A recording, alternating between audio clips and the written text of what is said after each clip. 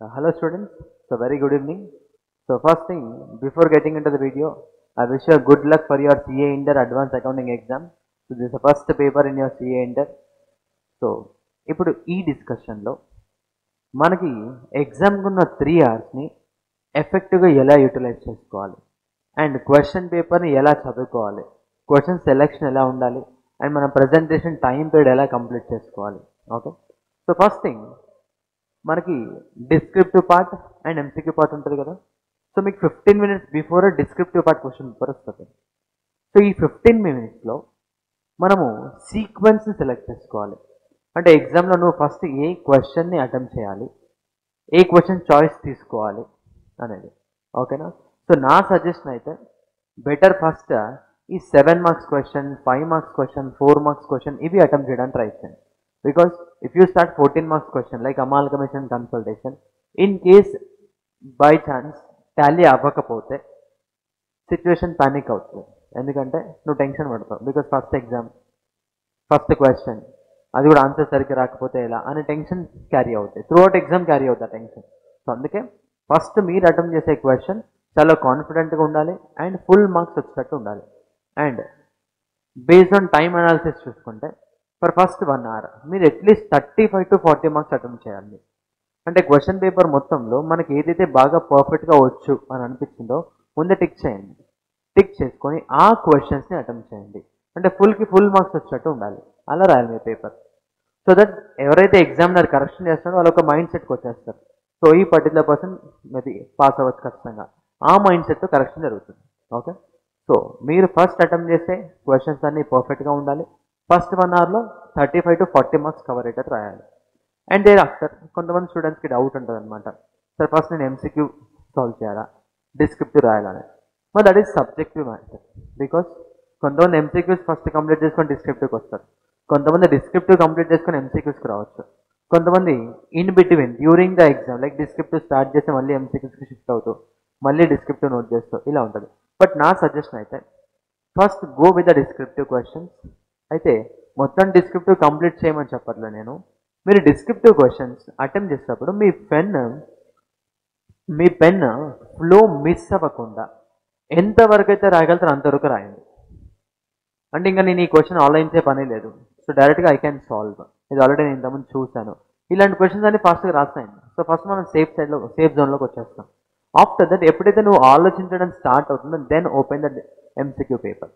So MCQ paper solve చేసేటప్పుడు కూడా మనకి అట్లీస్ట్ 3 case studies ఉంటాయి. సో 3 case studies ఎలా చదవాలి అంటే first start reading the question from MCQ. అంటే మీకు ఇచ్చే మల్టిపుల్ చాయిస్ క్వశ్చన్ ఏమి అడిగారు, అవైలబుల్ ఆప్షన్స్ ఏంటి, ఫస్ట్ అవి చదవండి. అంటే కేస్ స్టడీ ఫస్ట్ చదవద్దు అంటే ఫస్ట్ కేస్ స్టడీ చదవకండి. ఫస్ట్ ఏం చదువుతారంటే మీకున్న question MCQ and related options చదివి and then start reading the question. So that మీకు క్వశ్చన్లో ఎక్కడ ఫోకస్ చేయాలో క్లారిటీ వస్తుంది. బికాస్ సమ్టైమ్స్ నువ్వు ఫస్ట్ కేస్ స్టడీ చదువుతున్నావు అనుకోండి, ఏది ఇంపార్టెంట్, ఏది అన్ఇంపార్టెంట్, ఏది రిలవెంట్, ఏది ఇర్రెలవెంట్ అనేది అర్థం కాదు. సో అందుకే రిక్వైర్మెంట్ ఏంటి దాన్ని బట్టి క్వశ్చన్ చదివారనుకోండి. సో దట్ మనం ఎక్కడ ఫోకస్ చేయాలో అక్కడ అండర్లైన్ చేసుకోవచ్చు. ఓకేనా? అండ్ మీరు ఫస్ట్ 15 minutes క్వశ్చన్ పేపర్ చదివేటప్పుడు కూడా ప్రతి క్వశ్చన్ ఏ చాప్టర్ నుంచి వచ్చిందని చదవండి. అండ్ దెన్ ప్రతి చాప్టర్ నుంచి వచ్చిన క్వశ్చన్లో రిక్వైర్డ్ ఏంటి, లైక్ అమాల్గమేషన్ ఉంది. అమాల్గమేషన్లో జర్నల్ ఎంట్రీస్ అడిగారా, బ్యాలెన్స్ షీట్ అడిగారా, సెల్లింగ్ కంపెనీ బుక్స్ అడిగారా, పర్చేసింగ్ కంపెనీ బుక్స్ అడిగారా, ఈ క్వశ్చన్ చూసుకోవాలి. And buyback of securities only entries అడిగారా or else balance sheet prepare చేయాలా. అండ్ కన్సల్టేషన్ ఉంది, consolidated statement of P&L or else consolidated balance షీటా ఆర్ ఎల్స్ బోనస్ అడ్జస్ట్మెంట్ ఉందా, dividend adjustment ఉందా, ఇలా క్వశ్చన్స్ లైక్ రిక్వైర్మెంట్ ఏంటి, మనం ఎలా ట్యాకిల్ చేయాలి, దాని బేస్ మీద క్వశ్చన్ చదవండి, చాలా బెటర్గా ఉంటుంది.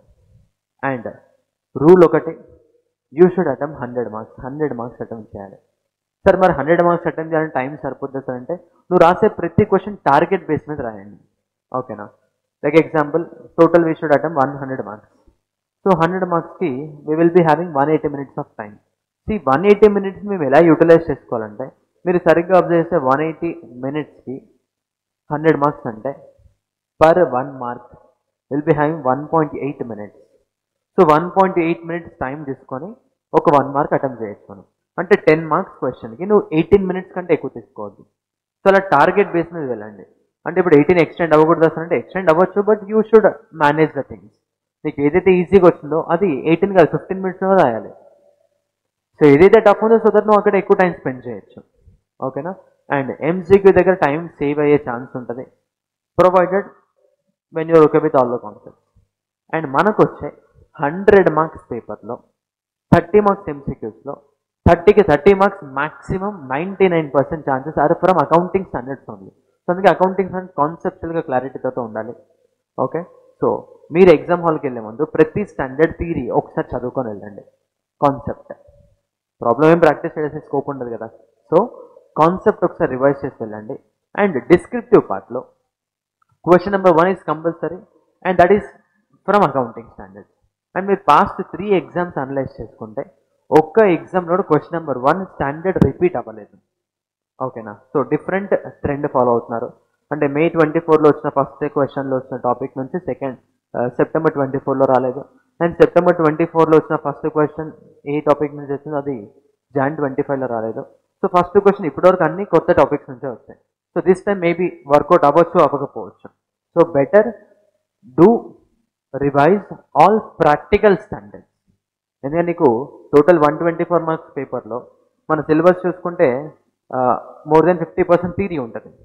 బట్ ఎగ్జామ్ పేపర్లో మాత్రం థియరీ రావట్లేదు, ప్రాక్టికల్ అడుగుతున్నారు. సో అందుకే ప్రాక్టికల్ స్టాండర్డ్స్ అన్నీ కూడా ప్రాక్టీస్ చేసి ఉండాలి. సో రివైజ్ చేసుకునేటప్పుడు ప్రాబ్లమ్స్ రివైజ్ చేసుకోండి. డిస్క్రిప్ట్ ఇంకా ఎంసీక్యూస్కి వస్తే మొత్తం ప్రాక్టికల్ అండ్ థియరీ రెండు మిక్స్లో ఉంటుంది. ఓకేనా? అండ్ ఇప్పుడు నేను కొన్ని లిస్ట్ ఆఫ్ చాప్టర్స్ చెప్తున్నాను. ఆ చాప్టర్స్ మీరు కనుక కాన్సెప్చువల్గా పర్ఫెక్ట్గా ఉండి మంచి రివిజన్ ఉంటే డెఫినెట్గా 60+ తెచ్చుకోవచ్చు, ఈవెన్ 70, 80 కూడా తెచ్చుకోవచ్చు. First priority financial statements of companies, next buyback of securities, next cash flow statement, amalgamation of companies, consolidated financial statements, internal reconstruction and branch accounting. So ఈ 7 చాప్టర్స్ కనుక మీరు కాన్సెప్చువల్గా పర్ఫెక్ట్గా ఉంటే డెఫినెట్గా 60 and 70+ తెచ్చుకోవచ్చు. Okay, apart from that standards తెలుసు కదా మనకి. So question number 1 compulsory standards attempt చేయాలంటే ప్రాక్టికల్ స్టాండర్డ్స్ చూసుకోండి. ఇప్పుడు మొత్తం మనకున్న 27 అకౌంటింగ్ స్టాండర్డ్స్లో ప్రాక్టికల్ క్వశ్చన్ వచ్చే scope AS2, AS3, AS7, AS10, AS11, 12, 13, 16, 19, 20, 22 and then 23 newly added standard, 27.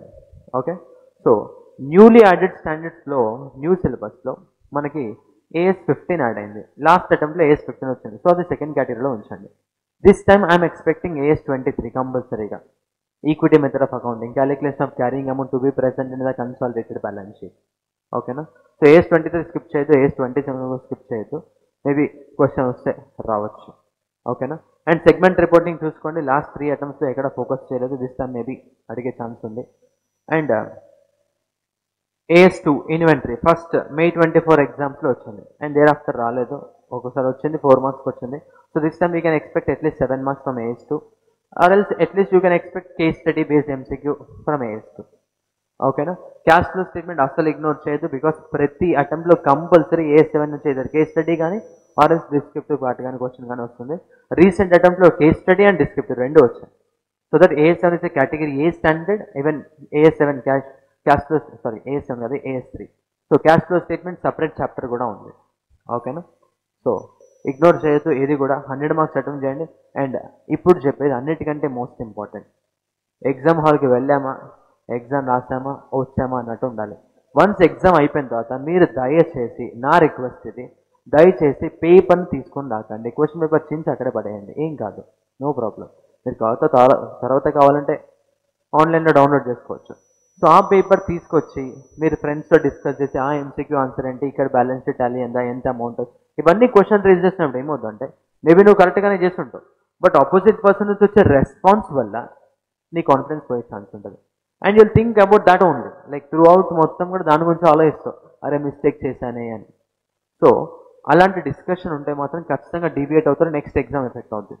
So next exam effect అవ్వకూడదంటే మాత్రం ఖచ్చితంగా ఎగ్జామ్ అయిపోయిన తర్వాత నీకు ఇంకా ఆ ఎగ్జామ్ తోటి నీకు ఆ సబ్జెక్ట్ తోటి నీకు సంబంధమే లేదు, ఇంకెవరితో కూడా సంబంధం లేదు, ఎలా రాసామనే క్వశ్చన్ కూడా అవసరం లేదు. ఓకేనా, మీ పని మీరు చేసుకోండి.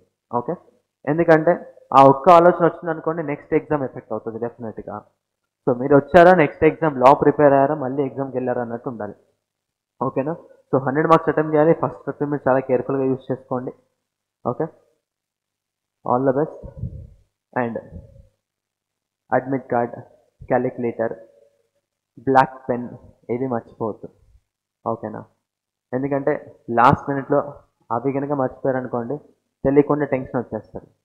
అండ్ ట్రస్ట్ మీ, పేపర్ ఈజీగానే ఉంటుంది బట్ లెందీ వస్తుంది. సో మెంటల్గా ప్రిపేర్ అవ్వండి, పేపర్ లెందీగా ఉంటుంది, సో చాలా ఫాస్ట్గా రాయాలి అని. ఈజీగానే ఉంటుందమ్మా. ప్రతి పేపర్ డెఫినెట్గా ఐసీఐ నుంచి వచ్చే ప్రతి పేపర్ 60 మార్క్స్ ఎవరైనా అటెంప్ట్ చేసేటట్టే ఉంటుంది. But the problem is remaining 60 ఉంటుంది చూసారా, అందులో కొంచెం ట్రికీ క్వశ్చన్స్ ఉండొచ్చు, ట్రికీ అడ్జస్ట్మెంట్స్ ఉండొచ్చు. సో నీకు ఆ ట్రికీ క్వశ్చన్స్ వచ్చి ఇంపాక్ట్ ఈ ఈజీ 60 మార్క్స్ క్వశ్చన్స్ మీద పడకూడదు. సో అలా ప్లాన్ చేసుకోండి. నీకు ఏదైనా క్వశ్చన్లో టఫ్ అడ్జస్ట్మెంట్ ఉంది, అసలు నీకు తెలియదు అది అనుకుంటే ఇగ్నోర్ దట్ అడ్జస్ట్మెంట్. ఆ అడ్జస్ట్మెంట్ లేదనుకుంటే స్టెప్ మార్క్స్ వస్తాయి కదా.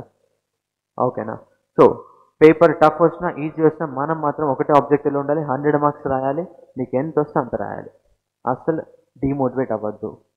ఓకేనా, హోప్ అస్సలు వదలద్దు. పేపర్ అట్మోస్ట్ టఫ్ వచ్చినా కానీ నీ ఆబ్జెక్టివ్ ఒకటే, ఇన్ని మంత్స్ నువ్వు కష్టపడ్డది దీనికోసమైనా, లేదు కదా. సో ఉన్న టైంని జాగ్రత్త యూటిలైజ్ చేసుకోండి. దట్ 3 hours లాస్ట్ 10 months నుంచి చదువు ఉంటుంది. దేనికోసం అంటే 3 hours రీటైన్ చేసుకోవడం కోసమే.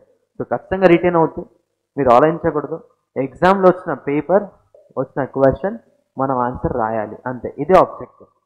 ఓకేనా, అది ఈజీ వస్తుందా టఫ్ వస్తుందా ఈ టెన్షన్ అవసరం లేదు, ఎవరితో డిస్కషన్ పెట్టుకోకండి. అండ్ మోర్ ఓవర్ రేపే కదా ఎగ్జామ్, నైట్ నిద్ర పట్టదు, బట్ అయినా కానీ minimum 6 hours. So 6 hours sleep maintain చేయండి, సో దట్ ఎనర్జీ ఉంటుంది మనకి. అండ్ ఎగ్జామ్ హాల్కి వెళ్ళే ముందు తినకుండా వెళ్తారు చాలామంది, సో ఖచ్చితంగా తినేసి వెళ్ళండి, అట్లీస్ట్ జ్యూస్ తాగి వెళ్ళండి. ఓకేనా, ఎందుకంటే ఎనర్జీ లెవెల్స్ కూడా ఉండాలి కదా, summer season. Okay, so health కేర్ఫుల్గా చూసుకోండి, జంక్ ఫుడ్ తినకండి. All the best for your exam. So definitely will clear this exam. Done, thank you, all the best, thank you all.